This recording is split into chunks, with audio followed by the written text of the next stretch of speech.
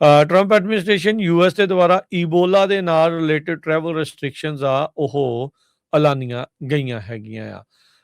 80 ਲੋਕ ਹੁਣ ਤੱਕ ਇਸ ਵਾਇਰਸ ਦੇ ਨਾਲ ਮਾਰੇ ਜਾ ਚੁੱਕੇ ਆ। WHO ਨੇ ਵੀ ਇਸ ਨੂੰ ਕੰਸਰਨ, ਇਸ ਨੂੰ ਜਿਹੜਾ ਖਤਰਾ ਆ ਉਹ ਦੱਸਿਆ ਆ। ਜਿਨ੍ਹਾਂ ਦੇ ਕੋਲ ਯੂਐਸ ਦੇ ਪਾਸਪੋਰਟ ਦੀਆਂ ਤੇ ਜਾਂ ਜਿਹੜੇ ਤੇ ਜੇ ਉਹ ਟਰੈਵਲ ਕੀਤਾ ਉਹਨਾਂ ਨੇ ਕਾਂਗੋ, ਯੂਗਾਂਡਾ ਜਾਂ ਸਾਊਥ ਸੁਡਾਨ ਦੇ ਵਿੱਚ ਪਿਛਲੇ 3 ਹਫ਼ਤਿਆਂ ਦੇ ਵਿੱਚ, ਤਾਂ ਉਹਨਾਂ ਨੂੰ ਯੂਐਸ ਦੇ ਵਿੱਚ ਨਹੀਂ ਵੜਨ ਦਿੱਤਾ ਜਾਵੇਗਾ। ਸੋ ਟਰੰਪ ਐਡਮਿਨਿਸਟ੍ਰੇਸ਼ਨ ਨੇ ਅੱਜ ਇਹ ਐਲਾਨ ਕੀਤਾ ਹੈ। ਸੈਂਟਰ ਫਾਰ ਡਿਜ਼ੀਜ਼ ਕੰਟਰੋਲ ਤੇ ਪ੍ਰੀਵੈਂਸ਼ਨ ਨੇ ਅੱਜ ਇਹ ਐਲਾਨ ਕੀਤਾ ਆ। ਕਹਿੰਦੇ ਵੀ ਅਸੀਂ ਪਬਲਿਕ ਹੈਲਥ ਸਕਰੀਨਿੰਗ ਆ ਉਸ ਨੂੰ ਹੋਰ ਐਨਹਾਂਸ ਕਰਨ ਜਾ ਰਹੇ ਹਾਂ, ਖਾਸ ਕਰਕੇ ਜਿਹੜੇ ਅਮਰੀਕਨ ਸਿਟੀਜ਼ਨ ਜਿਨ੍ਹਾਂ ਪਾਸਪੋਰਟ ਹੋਲਡਰ ਆ, ਜੇ ਉਹਨਾਂ ਇਲਾਕਿਆਂ ਦੇ ਵਿੱਚ ਘੁੰਮ ਕੇ ਆਏ ਹੈਗੇ ਆ। ਕਹਿੰਦੇ ਵੀ ਇਹ ਟਰੈਵਲ ਆਰਡਰ ਕਈ ਹੋਰ ਮੈਜਰਸ ਜਿਹੜੇ ਅਨਾਉਂਸ ਕੀਤੇ ਗਏ ਆ CDC ਦੇ ਦੁਆਰਾ, ਉਹ ਇਮੀਡੀਏਟਲੀ ਇਫੈਕਟ ਦੇ ਵਿੱਚ ਆਊਗਾ। ਤੁਰੰਤ ਉਹ ਲਾਗੂ ਹੋ ਚੁੱਕਾ ਆ ਤੇ 30 ਦਿਨਾਂ ਦੇ ਲਈ ਇਹ ਲਾਗੂ ਰਹੇਗਾ। CDC ਨੇ ਜਿਹੜਾ ਦੱਸਿਆ ਵੀ ਇਹ ਜਿਹੜਾ ਟਰੈਵਲ ਆਰਡਰ ਆ US citizen, green card holders ਤੇ US ਸਰਵਿਸ ਮੈਂਬਰਸ ਉਹਨਾਂ ਦੇ ਉੱਤੇ ਲਾਗੂ ਨਹੀਂ ਹੋਊਗਾ। ਕਾਂਗੋ ਦੇ ਵਿੱਚ ਘੱਟੋ ਘੱਟ 6 ਜਿਹੜੇ ਅਮਰੀਕੀ ਆ ਉਹ ਈਬੋਲਾ ਵਾਇਰਸ ਨੂੰ ਐਕਸਪੋਜ਼ ਹੋ ਚੁੱਕੇ ਆ। ਇਹ ਇੰਟਰਨੈਸ਼ਨਲ ਏਡ ਆਰਗੇਨਾਈਜੇਸ਼ਨਸ ਨੇ ਦੱਸਿਆ ਜਿਹੜਾ ਉਹ ਹੈਗਾ ਆ।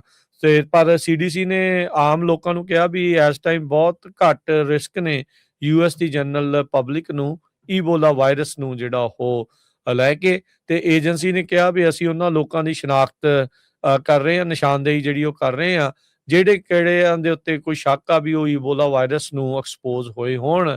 ਏਅਰਲਾਈਨਸ ਦੇ ਨਾਲ, ਇੰਟਰਨੈਸ਼ਨਲ ਪਾਰਟਨਰਸ ਦੇ ਨਾਲ ਤੇ ਪੋਰਟ ਆਫ ਐਂਟਰੀ ਅਧਿਕਾਰੀਆਂ ਦੇ ਨਾਲ ਮਿਲ ਕੇ ਉਹਨਾਂ ਸਾਰਿਆਂ ਦੇ ਉੱਤੇ ਨਜ਼ਰ ਰੱਖਣ ਦੀ ਕੋਸ਼ਿਸ਼ ਕੀਤੀ ਜਾ ਰਹੀ ਆ। ਪਰ ਜੇ ਕੋਈ ਪਿਛਲੇ 3 ਹਫ਼ਤਿਆਂ ਦੇ ਵਿੱਚ ਕਾਂਗੋ, ਯੂਗਾਂਡਾ ਜਾਂ ਸਾਊਥ ਸੁਡਾਨ ਦੇ ਵਿੱਚ ਜਾ ਕੇ ਆਇਆ ਆ ਤੇ ਉਹਨਾਂ ਨੂੰ US ਦੇ ਵਿੱਚ ਐਂਟਰੀ ਨਹੀਂ ਮਿਲੂਗੀ। ਐਂਟਰੀ ਉਹਨਾਂ ਲੋਕਾਂ ਨੂੰ ਹੀ ਮਿਲ ਸਕੂਗੀ ਇਹਨਾਂ 3 ਮੁਲਕਾਂ ਤੋਂ ਆ ਰਹੇ ਲੋਕਾਂ ਚੋਂ, ਜੇ ਉਹਨਾਂ ਦੇ ਕੋਲ ਗ੍ਰੀਨ ਕਾਰਡ ਆ, US ਸਿਟੀਜ਼ਨ ਆ ਤੇ ਜਾਂ ਫਿਰ US ਦੇ ਸਰਵਿਸ ਮੈਂਬਰ ਨੇ, ਫੌਜ ਦੀ ਕਿਸੇ ਸ਼ਾਖਾ 'ਚ ਉਹ ਕੰਮ ਕਰਦੇ। ਟਰੰਪ ਐਡਮਿਨਿਸਟ੍ਰੇਸ਼ਨ US ਦੇ ਦੁਆਰਾ ਈਬੋਲਾ ਦੇ ਨਾਲ ਰਿਲੇਟਡ ਟਰੈਵਲ ਰੈਸਟ੍ਰਿਕਸ਼ਨਸ ਆ ਉਹ ਐਲਾਨੀਆਂ ਗਈਆਂ ਹੈਗੀਆਂ ਆ। 80 ਲੋਕ ਹੁਣ ਤੱਕ ਇਸ ਵਾਇਰਸ ਦੇ ਨਾਲ ਮਾਰੇ ਜਾ ਚੁੱਕੇ ਆ। WHO ਨੇ ਵੀ ਇਸ ਨੂੰ ਕੰਸਰਨ, ਇਸ ਨੂੰ ਜਿਹੜਾ ਖਤਰਾ ਆ ਉਹ ਦੱਸਿਆ ਆ। ਜਿਨ੍ਹਾਂ ਦੇ ਕੋਲ US ਦੇ ਪਾਸਪੋਰਟ ਦੀਆਂ ਤੇ ਜਾਂ ਜਿਹੜੇ ਤੇ ਜੇ ਉਹ ਟਰੈਵਲ ਕੀਤਾ ਉਹਨਾਂ ਨੇ ਕਾਂਗੋ, ਯੂਗਾਂਡਾ ਜਾਂ ਸਾਊਥ ਸੁਡਾਨ ਦੇ ਵਿੱਚ ਪਿਛਲੇ 3 ਹਫ਼ਤਿਆਂ ਦੇ ਵਿੱਚ, ਤਾਂ ਉਹਨਾਂ ਨੂੰ US ਦੇ ਵਿੱਚ ਨਹੀਂ ਵੜਨ ਦਿੱਤਾ ਜਾਵੇਗਾ। ਸੋ ਟਰੰਪ ਐਡਮਿਨਿਸਟ੍ਰੇਸ਼ਨ ਨੇ ਅੱਜ ਇਹ ਐਲਾਨ ਕੀਤਾ ਹੈ। ਸੈਂਟਰ ਫਾਰ ਡਿਜ਼ੀਜ਼ ਕੰਟਰੋਲ ਤੇ ਪ੍ਰੀਵੈਂਸ਼ਨ ਨੇ ਅੱਜ ਇਹ ਐਲਾਨ ਕੀਤਾ ਆ। ਕਹਿੰਦੇ ਵੀ ਅਸੀਂ ਪਬਲਿਕ ਹੈਲਥ ਸਕਰੀਨਿੰਗ ਆ ਉਸ ਨੂੰ ਹੋਰ ਐਨਹਾਂਸ ਕਰਨ ਜਾ ਰਹੇ ਹਾਂ, ਖਾਸ ਕਰਕੇ ਜਿਹੜੇ ਅਮਰੀਕਨ ਸਿਟੀਜ਼ਨ ਜਿਨ੍ਹਾਂ ਪਾਸਪੋਰਟ ਹੋਲਡਰ ਆ, ਜੇ ਉਹਨਾਂ ਇਲਾਕਿਆਂ ਦੇ ਵਿੱਚ ਘੁੰਮ ਕੇ ਆਏ ਹੈਗੇ ਆ। ਕਹਿੰਦੇ ਵੀ ਇਹ ਟਰੈਵਲ ਆਰਡਰ ਕਈ ਹੋਰ ਮੈਜਰਸ ਜਿਹੜੇ ਅਨਾਉਂਸ ਕੀਤੇ ਗਏ ਆ CDC ਦੇ ਦੁਆਰਾ, ਉਹ ਇਮੀਡੀਏਟਲੀ ਇਫੈਕਟ ਦੇ ਵਿੱਚ ਆਊਗਾ। ਤੁਰੰਤ ਉਹ ਲਾਗੂ ਹੋ ਚੁੱਕਾ ਆ ਤੇ 30 ਦਿਨਾਂ ਦੇ ਲਈ ਇਹ ਲਾਗੂ ਰਹੇਗਾ।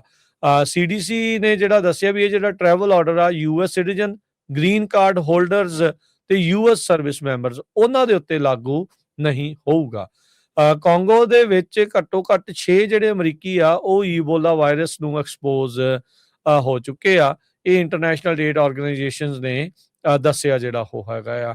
ਤੇ ਪਰ CDC ਨੇ ਆਮ ਲੋਕਾਂ ਨੂੰ ਕਿਹਾ ਵੀ ਇਸ ਟਾਈਮ ਬਹੁਤ ਘੱਟ ਰਿਸਕ ਨੇ US ਦੀ ਜਨਰਲ ਪਬਲਿਕ ਨੂੰ ਈਬੋਲਾ ਵਾਇਰਸ ਨੂੰ ਜਿਹੜਾ ਉਹ ਲੈ ਕੇ, ਤੇ ਏਜੰਸੀ ਨੇ ਕਿਹਾ ਵੀ ਅਸੀਂ ਉਹਨਾਂ ਲੋਕਾਂ ਦੀ ਸ਼ਨਾਖਤ ਕਰ ਰਹੇ ਹਾਂ, ਨਿਸ਼ਾਨਦੇਹੀ ਜਿਹੜੀ ਉਹ ਕਰ ਰਹੇ ਹਾਂ ਜਿਹੜੇ ਕਿਹੜਿਆਂ ਦੇ ਉੱਤੇ ਕੋਈ ਸ਼ੱਕ ਆ ਵੀ ਉਹ ਈਬੋਲਾ ਵਾਇਰਸ ਨੂੰ ਐਕਸਪੋਜ਼ ਹੋਏ ਹੋਣ। ਏਅਰਲਾਈਨਸ ਦੇ ਨਾਲ, ਇੰਟਰਨੈਸ਼ਨਲ ਪਾਰਟਨਰਸ ਦੇ ਨਾਲ ਤੇ ਪੋਰਟ ਆਫ ਐਂਟਰੀ ਅਧਿਕਾਰੀਆਂ ਦੇ ਨਾਲ ਮਿਲ ਕੇ ਉਹਨਾਂ ਸਾਰਿਆਂ ਦੇ ਉੱਤੇ ਨਜ਼ਰ ਰੱਖਣ ਦੀ ਕੋਸ਼ਿਸ਼ ਕੀਤੀ ਜਾ ਰਹੀ ਆ।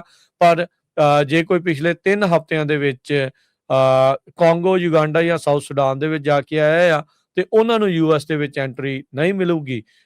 ਐਂਟਰੀ ਉਹਨਾਂ ਲੋਕਾਂ ਨੂੰ ਹੀ ਮਿਲ ਸਕੂਗੀ ਇਹਨਾਂ 3 ਮੁਲਕਾਂ ਤੋਂ ਆ ਰਹੇ ਲੋਕਾਂ ਚੋਂ, ਜੇ ਉਹਨਾਂ ਦੇ ਕੋਲ ਗ੍ਰੀਨ ਕਾਰਡ ਆ, US ਸਿਟੀਜ਼ਨ ਆ ਤੇ ਜਾਂ ਫਿਰ US ਦੇ ਸਰਵਿਸ ਮੈਂਬਰ ਨੇ, ਫੌਜ ਦੀ ਕਿਸੇ ਸ਼ਾਖਾ 'ਚ ਉਹ ਕੰਮ ਕਰਦੇ।